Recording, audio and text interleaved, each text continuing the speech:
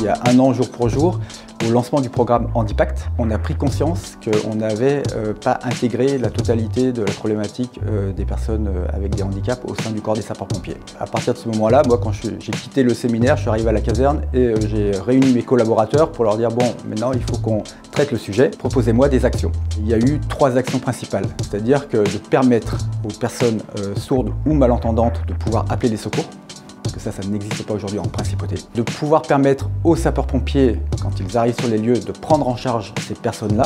Et puis après, il y avait un 3e sujet qui était sur la partie prévention des risques d'incendie dans les bâtiments, où aujourd'hui on a une accessibilité pour rentrer dans les bâtiments pour les personnes à mobilité réduite, mais en fait on n'a aucun dispositif pour permettre leur évacuation dans un lieu sûr, en toute sécurité.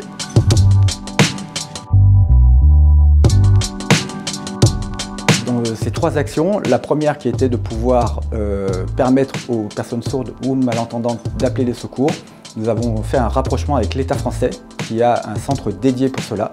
Le numéro d'urgence c'est le 114, tous les feux sont au vert. L'objectif 2025 c'est de pouvoir connecter la plateforme française avec les numéros de Monaco et surtout avec le centre opérationnel des sapeurs-pompiers.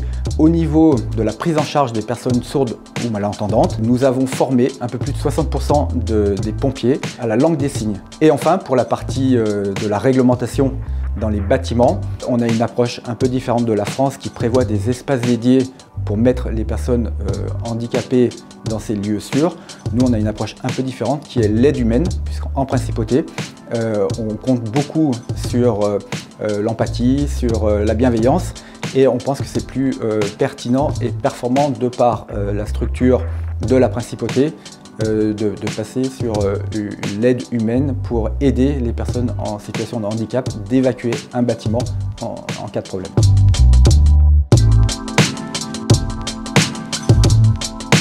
À partir du moment où les pompiers sont formés, acquièrent une compétence, nous on a un objectif qui est souvent réglementaire, c'est de maintenir la compétence. C'est-à-dire que régulièrement, on doit les mettre en situation, on doit les évaluer sur le maintien de leur niveau de compétence.